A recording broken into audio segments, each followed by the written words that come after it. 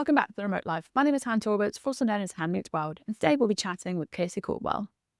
Originally from the US and currently residing in Barbados thanks to the Welcome Stamp visa, she is founder of KC the Counselor, as well as host of the Millennial Therapist Abroad Podcast. In this episode, we'll be talking more about the Welcome Stamp visa process, as well as KC's thoughts on island life, and some other things to consider when moving to the island. So grab a coffee, a tea, or something stronger, and let's get started. Well, KC, welcome to the Remote Life Podcast. How are you today? I feel amazing. This breeze right now So great, yeah. is wonderful. I'm happy to be here. Yeah, so just for some context, we are in Lime Grove today, and I have to say it's paradise. It's even though- divine. It's divine. Is it like a go-to place for you, or? Absolutely. I just relocated to this part of the island a couple weeks ago. So it's fresh and it's a new spot for me, and I absolutely love it. Well, we're getting more into that in a second, but Yeah. first of all, how do you know? So tell us about you and your remote life journey so far. Absolutely. So I'm Casey from St. Louis, Missouri. So I am American, and I actually started working remote in 2017. Wow. So, OG. not new to this, true to this Yeah. kind of thing, right? And so fast forward, first COVID, put a lot of people in the house, and I just continue my remote journey since then, but in some capacity since 2017. Wow.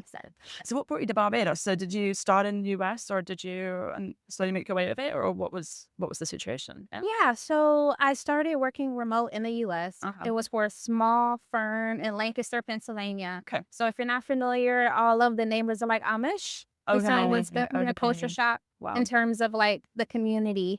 But I started in 2017, and I would say 2018 going into 2020, I started my private practice. So it was that moment where I became solo as a virtual private practice owner. So I am a licensed therapist within my private practice, and all the sessions are online. Amazing. So So you can bring your consistently- work, like, oh, that's Absolutely. Since amazing. 2020, yes. Love that. And can I ask, like, who are your primary sort of customers or clients? So I love working with millennial women. Okay, great. I love us. I love corporate professionals as well. And I also do some work with veterans. So I Okay. actually secured a contract to start my private practice with a third-party administrator, is what we call them in the U.S. Okay. And so with that contract, I assist our service members who are transitioning out of the military Okay. and want a second career and want to kind of use their benefits. And so that started the journey of my private practice. And since then, I've added on mental health counseling as well, and I do evaluations, and it's all remote. It's amazing. I love that. I have to say, side note, I love that we're talking about mental health more. I think it's so Yes. important, especially in like a remote world. Yes. So I don't know if you find that that's a whole other topic that I could honestly like side dive into. But obviously, we have to talk about Barbados. Why Barbados? What brought you here? I mean, obviously, like, As we sit here just enjoying this lovely breeze and the sunshine, like, why not Barbados? I actually have a good girlfriend named Kimberly Cambridge. She lives in St. Vincent, and we met in grad school. And she obviously was in the U.S. on a Fulbright scholarship. And so we connected, quickly and just became cool. You know how you need your buddies in grad school to kind of get through the shenanigans?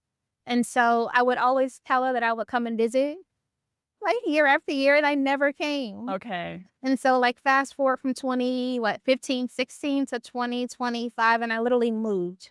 I relocated from the U.S. to Barbados. So I'm like close. I'm really close to her. St. Vincent isn't that far from Barbados. I mean, yeah, to get that, I was thinking from the UK. Yeah, it's I one of the forget, like, closer islands to Barbados. And outside of that, I had non-negotiables because my lease was going to be up soon too. So I figured, okay, I need to live in a location with warm weather year round. Yep. I need to live around Black people because I do feel safe in that way. And I wanted to live near the beach. And so I was looking at places in the U.S. like Wilmington, North Carolina, kind of on the West Coast as well. But digital nomad visas caught my attention online because I blog as well. Yeah. And so I started to do some research about that, and I found like a list of countries that offer these digital nomad visas. Barbados was top on the list for that. Yeah, I think they were like one of the first Yeah. places that really like took it seriously, which is amazing. Yeah. So how long have you been here now? Sorry, if you haven't asked. I actually moved here from the U.S. April 18th. So I'm fresh, a couple months. Oh wow! fresh, like is the first time in Barbados altogether? Or Yes, I relocated from the U.S. sight unseen. I you saw trusted your my friends on your gut. toes I and had my yeah. girlfriend in St. Yeah. Vincent because she went to university here Okay. in Barbados as well. So she had connections. Like she connected me with her friend Kyle Legal. You know, it's nice to have Bayesian friends because it's new and you really don't know the ins and outs until you're in the thick of it. Of course, I'm online, I'm on YouTube, I'm on TikTok looking at everything, trying to figure out like what's the scoop, what do I need, what are my, essential international travel little gadgets and stuff. But yeah. Okay, so I guess obviously it seems like a silly question, but I had to ask, like, what are some of the key differences for you living in the States versus Barbados? Like, what if you were to say something like top 5 differences? Oh, okay. Yeah. So slower living. Okay. So island time is a real thing. Yeah. So I'm still adjusting to just like slowing down Okay. and being patient and not rushing. Also, I would say the people. The people, like the local Bajans, they are very, very welcoming. And I just love the culture overall, from the people to the food to the traditions. It's different. I feel welcome here. I don't feel ostracized like I did living in the US. I feel safe here as a Black woman as well. And I'm a millennial also. And so we kind of are in that space where we're trying to figure out life. Are we having kids or doing like micro retirements? Yeah. Thing. Yeah. So I would say those things really have like helped me acclimate to the Bayesian culture for sure. And what's like one thing, I guess, maybe that you would say that people would be surprised to know about Barbados?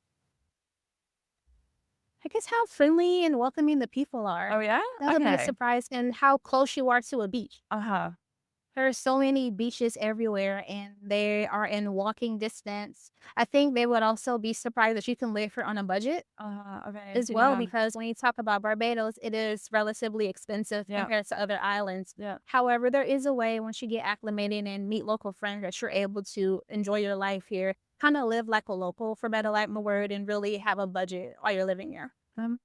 Yeah. So let's talk about the visa process a little bit, if you Okay. don't mind. Like, how was it? Was it relatively easy for you to do? How was that process? You know what? They made the process so easy. A quick application online. Of course, you got to submit your bank statements and whatever documents to solidify your income that you're making USD, copies of your identification. And I received a notification about my approval within like 7 days. So the turnaround time was amazing. relatively quick. Absolutely. Yeah. Cool.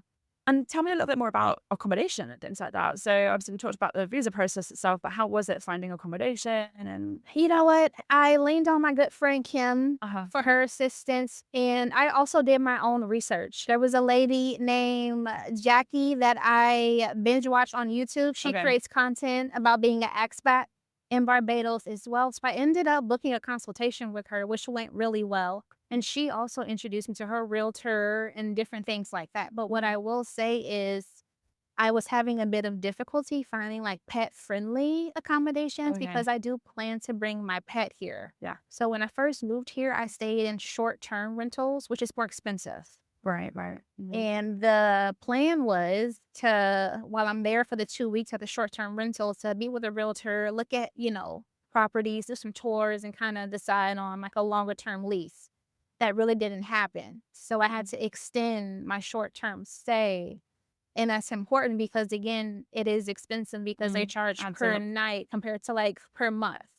You see what I mean? Yeah. So there's a major difference in terms of the budget. So I ended up finding this spot online. So shout out to Facebook, okay?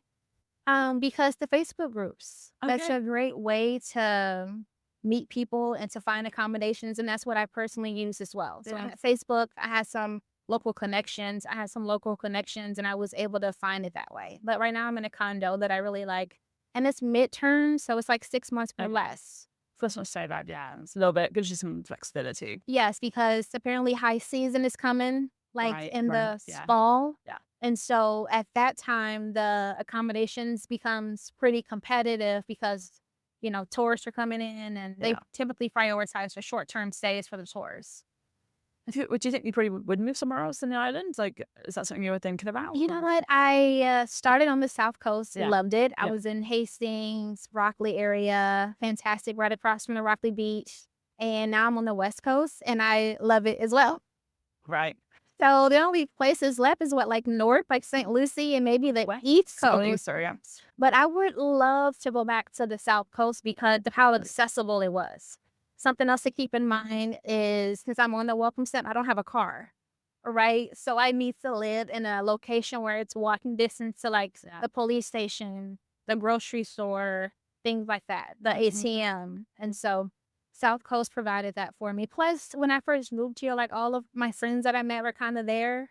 Okay. And then when I relocated, they're like, I live too far now. West Coast. So I don't see them as often. Okay. So yeah, I would probably more than likely move back to the South Coast. You think you'll get a car, or is that on your mind, or? You know what? I looked into it. It seems to be a tumultuous process for whatever reason. So I'm thankful I have friends with cars who don't mind. I treat them too, every now and again just to kind of show my appreciation. Yeah. But yeah, so. Is there anything else? Because I feel like in my mind, I would go, oh, no, just rent a car, like it's fine. Or in my mind, I didn't think about that. But was there anything else, I guess, that people might be surprised to know or you wish you had known before you maybe moved here about like logistics or anything around that? Definitely bring the local currency, Okay. the Bayesian dollar. It'll be nice to know that and have it beforehand because it's just easier to deal with because there is an exchange. Yeah. So for the US dollar, I believe it's $2. So every one Bayesian dollar equals $2 US. Got it. Okay. And if you're not careful and you're using your US dollars, then you may not know if you're getting the exact change. Like you really gotta slow down. Going back to the island time that we were talking about earlier, you gotta slow down because people, for the most part, people are generous. They'll let you know that you gave them too much money, but some people won't. And that's anywhere you go. Okay. That's anywhere you go.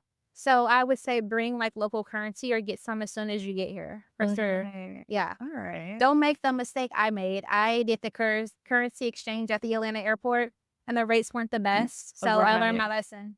I mean, airports just don't Exactly. Right. Learn my lesson learned.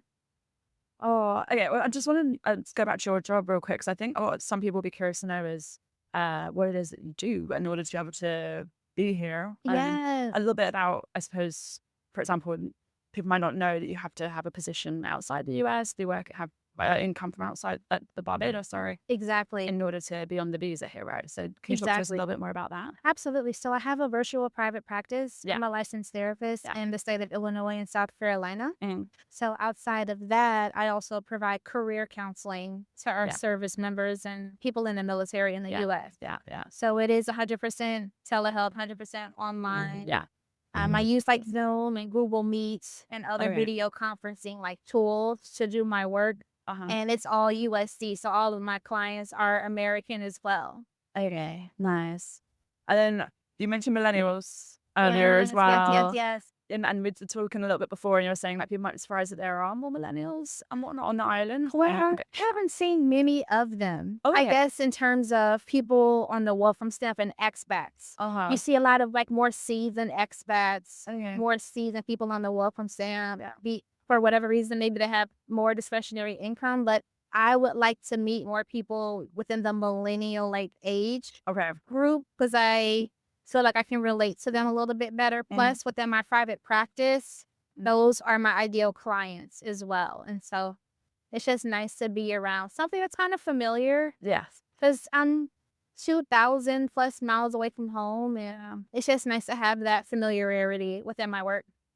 It's super helpful to know about the Facebook groups and things like that because, I mean, in my mind, I wouldn't think to go to Facebook groups anymore. But yes, they are there. They're popping. They're knowledgeable. You will get exactly what you need. You can connect with people before you move here. So it really worked out. And I also have my own private Facebook group too, actually. It's called Millennial Therapist Abroad. Amazing. So if you are a millennial woman, you're in private practice, want to be in private practice, and you need some tools, some support, because it gets isolating. Because I'm solo in my private practice. And so I don't have like colleagues or coworkers that I can, do case consultations with and talk about a case with. So yes, Millennial Therapist Abroad is the private Facebook group. And I also have another private Facebook group called Military Benefits 101. to help the American veteran community leverage their benefits for the best experience. Right. Because they have access to a slew of benefits once they get done serving our country in the military, from education to disability to employment, all of that. So those are my 2 private Facebook groups. So I use the groups, and I also manage my own groups. Amazing. Yeah. Cool.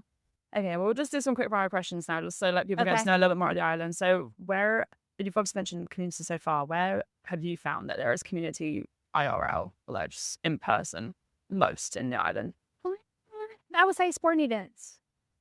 I attended a rugby game a while back and fell in love. Had no idea what rugby was. Yeah. I was like, it's like gymnastics mixed with jiu-jitsu and football. So I would say sporting events is a great way to see that community and to build your own community. Yeah. Great.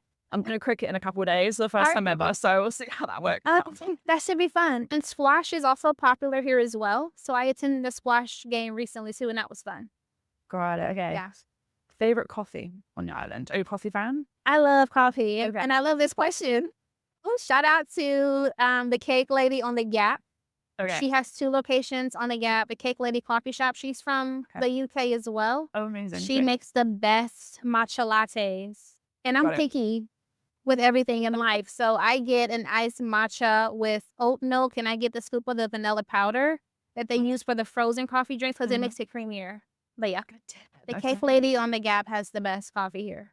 Love. Unfortunately, she doesn't have a location on the West Coast though. So I'm on the hunt for like make it happen. Right. I'm on the hunt for like a new place like locally here. Yeah. Best food. Oh, the food is so good here. The best food comes from like the van ladies. If you're on the side of the road, if you're headed to the beach, or you just see like a lady with a white van, eat there. Eat there. You're going to get a good meal. It's going to be plenty of food. It's seasoned, and it's a good deal. So I would say the van ladies. There's a lady that's usually parked right across from Time Out Hotel in the Gap, and she has really good food. Like all kinds of meats, lamb, chicken, fish, pie, rice and peas. It's so good. I'm like already thinking about it. Just just saying that. Okay, and final question. Fill in the blank. Home as well. Wherever you want it to be. Done. Very. KC, thank you so much. It's been really good to chat. Thank you so much. Thank you so much for listening to this episode of the podcast. And thank you so much to Barbados Tourism for partnering with us on this episode, as well as KC for taking the time to speak with us. You can find links to all of their profiles below. Thank you so much again for listening, and we can't wait to remote work with you again soon.